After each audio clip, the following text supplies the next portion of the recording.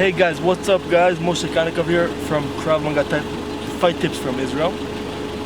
So regarding to the last incidents in Israel and around the world where people basically in their car were attacked by a mob of people that were trying to kill them, trying to, break their windows. I want to give you guys some basic tips what to do to try to protect yourself and your family in these situations. So people getting attacked while they're on the roads is not something new. Many years ago.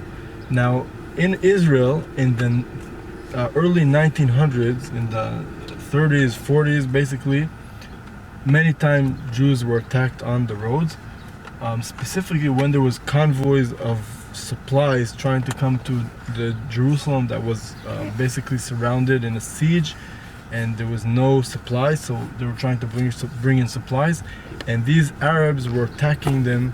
Basically the convoy was driving, they were attacking them from the mountains with rocks and shooting, and they blocked the road and ambushed them basically, and many Jews were killed like that. Also from Jerusalem, they were trying to bring supplies to Gush Etzion, that's where I live.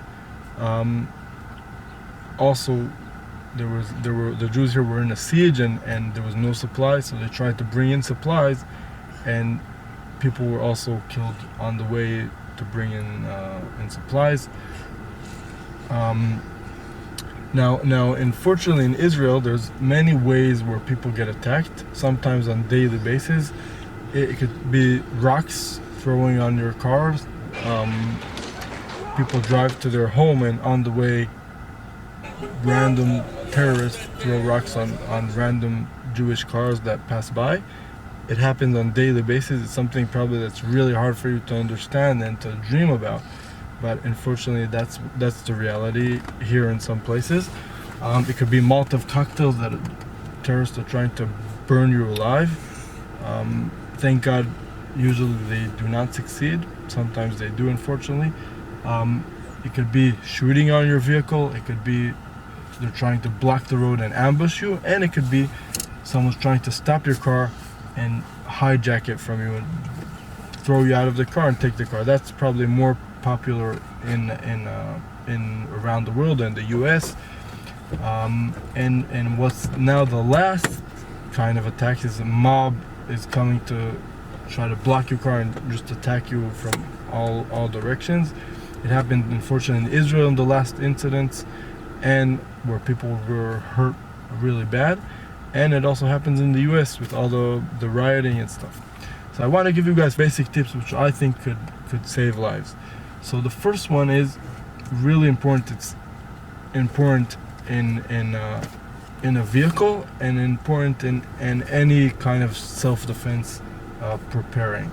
So it's, in Hebrew we call it mikrim v'tguvot. That means incident and respond. So in your head you want to try to think about scenarios that could happen to you, and what your best response would be. Let's say the road is blocked, so you would probably try to think, okay, I would try to turn around and get out of there. Okay, if someone shooting from the left side, what would I try to do? And when I think about these things in my head before it happens, it lowers my response time very seriously. So it gives you a bigger chance to survive the situation and minimize the damage. So that's the first thing. It's good for when you're in the vehicle and in general daily life. The next thing is, you're in your vehicle. You want to try to keep distance from the car in front of you. Now it's important, so if the guy in front stops suddenly, you don't knock into him. And also it's important, if now you're in a traffic jam and terrorists or a crazy mob of people are trying to attack you, so we'll give you the space to try and maybe run away, drive to the side of the road and get out of there, or maybe try to turn around and get out of there. So if you're too close to the car in front of you, you don't have that space, and you don't have that space to react. So that's very important. Keep the distance so you could try to react in a situation like that. The next one is lock your doors. Okay, if the door is locked, it will be harder for them to take you out of the car. Of course, if your window is not bulletproof or whatever, it's a matter of time until they break it and try to get you out anyways. But if the car is locked, it will slow them down. So lock your car. Okay, the very, very basic thing. I'm sure you guys probably are doing it, maybe anyways. But that's the thing. That's important. If you think you're in a dangerous area, just lock your doors. The next one is have a weapon that you could react if something happens. If you have a firearm that and your legal terms allow you to carry it with you in your state, so make sure that you have it with you. If you do not have it with you and easy to get to, and if you do not have a firearm, make sure you have something that you could react with. Even something like a fire extinguisher could be a good kind of weapon to react. Let's say someone's opening your window and is trying to attack you. You spritz him in the face, and then it gives you some reaction time to get out of there. It could be a baseball bat, anything that you could try to react if someone's trying to attack you. You should have it. You should know where it is, and you should have it in a close place where you could reach it if necessary. Now the last one, which I think is very, very important, is use your car as a weapon. You're in a car, no reason to get out of the car if you don't have to. In the last incidents in Israel, people were attacked. They got out of the car, and unfortunately they got attacked even worse and got hurt severely. So no reason to get out of your car if not necessary. And you should use, at the end, we're driving a car that weighs dissonance amount of tons. It could be a great weapon. In Israel, unfortunately, in the last 10 years, even more, many Jews were killed, unfortunately, in terrorist attacks using cars.